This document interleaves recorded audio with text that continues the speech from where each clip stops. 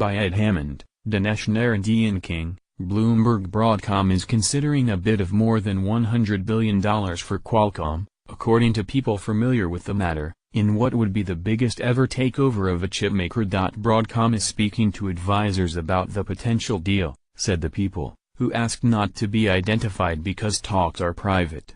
The offer of about $70 a share would include cash and stock and is likely to be made in the coming days, the people said.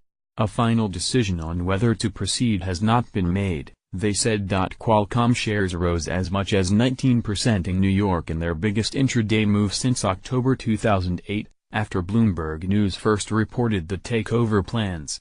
They closed up 13% at $61.81, valuing the company at $91 billion. Broadcom rose 5.5%. For a market valuation of about $112 billion.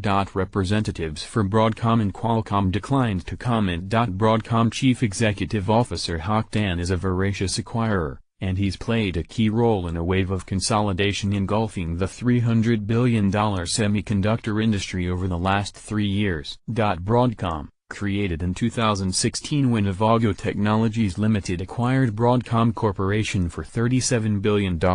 Has built itself from a former Hewlett-Packard division into one of the largest chipmakers via a string of purchases. Tan has said he wants more deals, a strategy that could be limited by opposition from U.S. regulators. Broadcom, a major supplier of iPhone parts that counts Apple among its largest customers, said this week it will return its headquarters to the U.S. from Singapore. The company already lists San Jose as a corporate co-headquarters. Get tech news in your inbox weekday mornings. Sign up for the free Good Morning Silicon Valley newsletter. Qualcomm finds itself in a weakened state. A legal battle with Apple is costing revenue and jeopardizing a business model that for years made Qualcomm one of the most successful chipmakers. Before Friday, its shares had slumped 16% this year, compared with a 41% surge in the Philadelphia Semiconductor Index. A change of management at Qualcomm might help resolve the dispute with Apple more quickly, and thereby make Qualcomm's licensing and chip businesses more valuable, according to Sanford C. Bernstein & Company analyst Stacy Rasgon.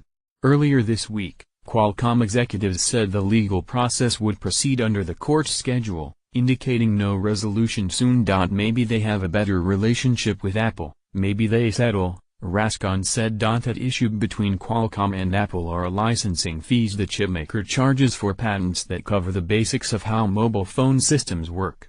Apple contends Qualcomm is unfairly charging too much and illegally taking advantage of its market position in chips.